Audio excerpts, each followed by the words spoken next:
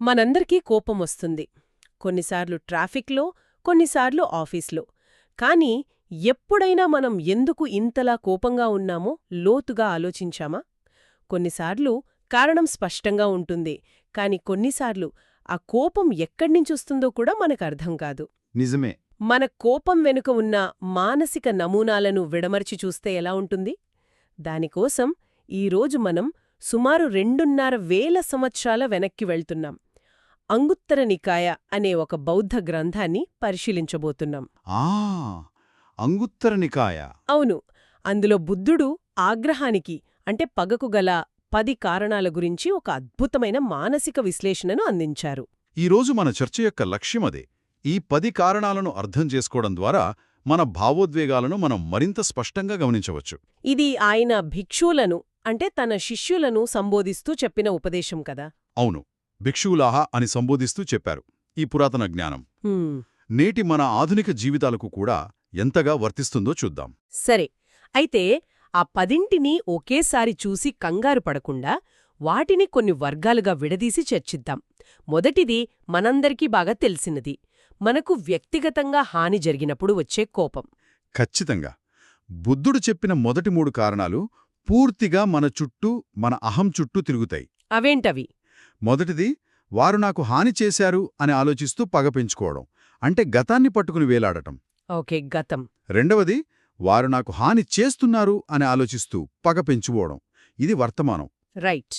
ఇక మూడవది, వారు నాకు హాని చేస్తారు అని ఆలోచించడం, అంటే భవిష్యత్తు గురించి ఆందోళన. గతం, వర్తమానం, భవిష్యత్తు ఈ మూడింటిలోనూ కేంద్ర బిందువు నేను, నాకు జరిగిన అన్యాయం. కరెక్ట్. ఈ మూడింటిలోనూ మనం మనల్ని ఒక బాధితుడిగా చూసుకుంటున్నాం. నేను బాధితుడిని అనే ఆలోచనే ఆగ్రహాన్ని నిలబెడుతుందన్నమాట. అంటే జరిగిన సంఘటన కన్నా కూడా. ఆ సంఘటన గురించి మనం చెప్పుకునే కథ. మన మనస్సు గతాన్ని పట్టుకుంటే అది పగగా మారుతుంది. వర్తమానాన్ని పట్టుకుంటే పోరాటంగా, భవిష్యత్తు గురించి ఆలోచిస్తే అది ఆందోళనగా మారుతుంది. ఓకే, ఇది అర్థమైంది. ఇక రెండవ వర్గం, ఇది మొదటిదానికంటే ఇంకా శక్తివంతమైనదేమో. మనకు ఇష్టమైన వాళ్లకి హాని జరిగినప్పుడు. అవును, ఇది చాలా శక్తివంతమైనది. తరువాతి 3 కారణాలు అంటే 4, 5, 6 మన అనుబంధాల నుండి పుడతాయి. వాటిలో కూడా ఇదే నమూనా ఉంటుందా? గతం, వర్తమానం, భవిష్యత్తు. ఖచ్చితంగా అదే నమూనా. వారు నాకు ఇష్టమైన వారికి హాని చేశారు అనేది గతం. వారు నాకు ఇష్టమైన వారికి హాని చేస్తున్నారు అనేది వర్తమానం. ఓకే. వారు నాకు ఇష్టమైన వారికి హాని చేస్తారు అనేది భవిష్యత్తు. నిజమే.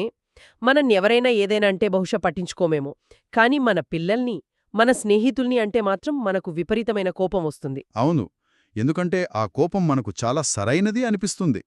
దాన్ని మనం రక్షణాత్మకమైనది అని సమర్థించుకుంటాం. రక్షణాత్మక చర్యను తప్పుపట్టడం కాదు, కాని ఆ చర్య వెనుక ఉన్న భావోద్వేగాన్ని మనం గుర్తించాలి. అంటే ఆ కోపం మనల్ని నియంత్రించడం మొదలుపెట్టినప్పుడు అది పగగా మారుతుంది, మన విచక్షణను దెబ్బతీస్తుంది. ఆ కోపం ఎంత న్యాయంగా అనిపించినా దాని మూలం అనుబంధం మరియు పక్షపాతం అని గుర్తించాలన్నది ఇక్కడ విషయం. అర్థమైంది. సరే, మన గురించి, మన వాళ్ల గురించి వచ్చే కోపం ఓకే, కాని మూడో వర్గముంది. ఇది మన మనస్తత్వంలోని ఒక చీకటి కోణాన్ని బయటపెడుతుంది. అవును, ఇది వినడానికి కొంచెం ఇబ్బందిగా ఉంటుంది. 7, 8, 9 కారణాలు మన ద్వేషం, అసూయ నుండి పుడతాయి. అవేంటి?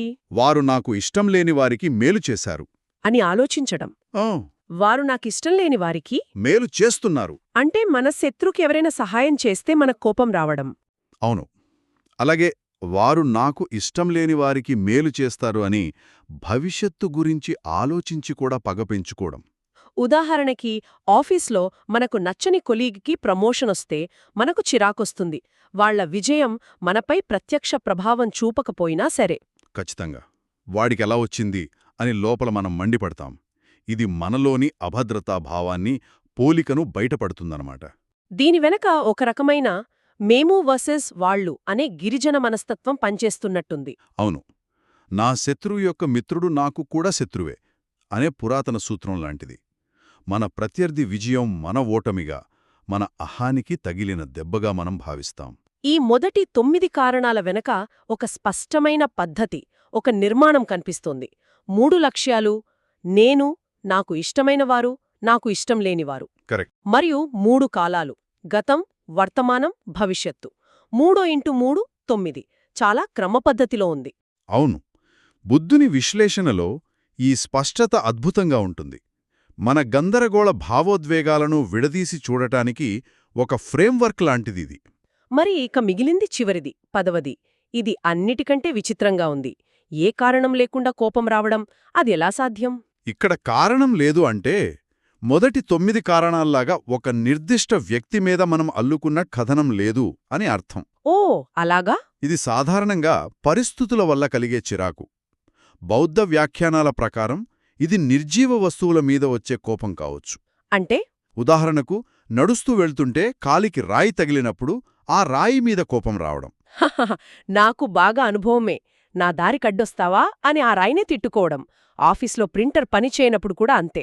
సరిగ్గా అదే. లేదా వాతావరణం మీద కోపం. ఎంత వేడిగా ఉంది అని చిరాకు పడటం. మన శారీరక స్థితులు కూడా కారణం కావచ్చు కదా. ఆకలిగా ఉన్నప్పుడు, అలసిపోయినప్పుడు. ఖచ్చితంగా. ఆకలిగా ఉన్నప్పుడు, నిద్ర సరిపోనప్పుడు మనకు విపరీతమైన చిరాకొస్తుంది. ఆ సమయంలో మనస్సు కోపం చూపించడానికి ఒక లక్ష్యం కోసం వెతుకుతూ ఉంటుంది. ఏ చిన్న కారణం దొరికినా అది బయటపడుతుంది. మీరివన్నీ వివరిస్తున్నప్పుడు నాకో విషయం అర్థమవుతోంది. ప్రతి కారణం చివర, ముఖ్యంగా మొదటి 9లో ఒక పదం పదే పదే వస్తోంది. ఏంటది? అని ఆలోచిస్తూ పగ పెంచుకుంటారు అని. ఆ ఆలోచిస్తూ అనే పదం ఇక్కడ చాలా కీలకమనిపిస్తోంది. మీరు ఈ చర్చ యొక్క గుండెకాయను పట్టుకున్నారు. అదే ఈ విశ్లేషణలో అత్యంత కీలకమైన విషయం. అంటే అసలు సమస్య జరిగిన సంఘటనలో కాకుండా మన ఆలోచనలోనే ఉందంటారా? 100%. ఆగ్రహానికి అసలు కారణం బయట జరిగిన సంఘటన కాదు. ఆ సంఘటన చుట్టూ మనం అల్లుకున్న మానసిక కథనం. మానసిక కథనం. అవును. బయట జరిగిన సంఘటన కేవలం ఒక సమాచారం. దానికి మనం ఒక వ్యాఖ్యానాన్ని జోడిస్తాం. నన్ను అవమానించారు, నా వాళ్లకు ద్రోహం చేశారు. ఇవన్నీ మనం మనసులో సృష్టించుకునే కథలు. ఆ కథను పదే పదే చెప్పుకోవడం వల్లే ఆ ఆగ్రహం సజీవంగా ఉంటుంది. సరిగ్గా చెప్పారు. సంఘటన అప్పటికప్పుడే జరిగిపోతోంది, కాని మన ఆలోచన దానికి ప్రాణం పోసి మళ్లీ మళ్లీ బతికిస్తోంది. అంటే కోపమనేది బయటి నుండి వచ్చే దాడి కాదు, అది మనం లోపల రాసుకునే ఒక స్క్రిప్ట్. అవును. మరి ఈ విశ్లేషణ అంతా దేనికి? మన కోపం ఏ కేటగిరీకి చెందిందో తెలుసుకుని ఏం చెయ్యాలి? దీనివల్ల మనకు కలిగే నిజమైన ప్రయోజనమేమిటి? ఇక్కడ బుద్ధుని ఉద్దేశ్యం ఈ కోపాలను సమర్థించడం కాదు, వీటిని మనం స్పష్టంగా గుర్తించడానికి సహాయపడటం. గుర్తించడం వల్ల ఏం జరుగుతుంది? ఏంటంటే మనకు తెలియకుండా మనపై ప్రభావం చూపే వాటిని మనం తెలుసుకుని దానికొక పేరు పెట్టినప్పుడు వాటి శక్తి మనపై చాలా వరకు తగ్గుతుంది. మన భావోద్వేగాలకు బానిసలుగా మారకుండా వాటిని గమనించే సాక్షులుగా మారడానికి ఇదొక సాధనం. దీన్ని ఆచరణలో ఎలా ఉపయోగించాలి? మనకు కోపం వస్తున్నప్పుడు వెంటనే ప్రతిస్పందించకుండా ఒక్క క్షణం ఆగాలి. ఆగి ఇది ఏ రకమైన కోపమో గుర్తించడానికి ప్రయత్నించాలి. మనసులోనేనా? అవును. మనసులోనే ఇలా అనుకోవచ్చు. ఆహా, ఇది నంబర్ 4. వారు నా స్నేహితుడిని అవమానించారని నాకు కోపమొస్తోంది. దీని మూలం అనుబంధం. లేదా ఓ ఇది నంబర్ 7, నా ప్రత్యర్థికి ప్రమోషన్ వచ్చిందని నాకు అసూయగా కోపంగా ఉంది, దీని మూలం ద్వేషం. కరెక్ట్. ఇలా దానికి ఒక పేరు, ఒక సంఖ్య ఇవ్వడం ద్వారా మనం ఆ భావోద్వేగంతో పూర్తిగా కలిసిపోకుండా దానికి కొంచెం దూరంగా జరిగి దాన్ని గమనించగలుగుతాం. నేను కోపంగా ఉన్నాను అనడానికి బదులు నాలో కోపమనే భావోద్వేగం కలుగుతోంది అని చూడగలగడం. అవును. ఆ దూరం దొరికినప్పుడే దానిని నియంత్రించే లేదా విడుదల చేసే అవకాశం మనకు లభిస్తుంది. అది దాన్ని అధిగమించడానికి మొదటి అతి ముఖ్యమైన అడుగు. ఈరోజు చర్చ నుండి ఒక విషయం స్పష్టమైంది. కోపం యాదృచ్ఛికంగా రాదు. అది మన ఆలోచనల ఆధారంగా మనం ఊహించదగిన నమూనాలను అనుసరిస్తోంది. అసలు సమస్య సంఘటన కాదు, దాని గురించి మనం చెప్పుకునే కథ. అవును. ఈ 10 కారణాల చట్రం ఆ కథలను గుర్తించడానికి, వాటిని డీకోడ్ చేయడానికి మనకు సహాయపడే ఒక కీలాంటిది. నిజంగా అద్భుతమైన విశ్లేషణ. చెప్పండి. అంగుత్తర నికాయలో బుద్ధుడు ఈ 10 ఆగ్రహ కారణాలను వివరించిన తర్వాత దాని తర్వాతి సూత్రంలోనే ఈ ఆగ్రహాలను తొలగించే 10 పద్ధతులను కూడా అందించారు. ఓ అలాగా? అంటే పరిష్కారం కూడా ఉందన్నమాట. ఉంది. ఆయన కేవలం సమస్యను విశ్లేషించి వదిలేయలేదు. దానికి ఒక సంపూర్ణ పరిష్కారాన్ని కూడా సూచించారు. మొదట వ్యాధిని నిర్ధారించి ఆ తర్వాత దానికి విరుగుడును సూచించినట్లు. ఇది మరింత ఆసక్తికరంగా ఉంది. అయితే ఈరోజు చర్చను ఒక ఆలోచింపజేసే ప్రశ్నతో ముగిద్దాం. తప్పకుండా. బుద్ధుడు చెప్పిన ఈ 10 కారణాలు మన మనసులో పుట్టే విషాలైతే వాటికి విరుగుడేమిటి?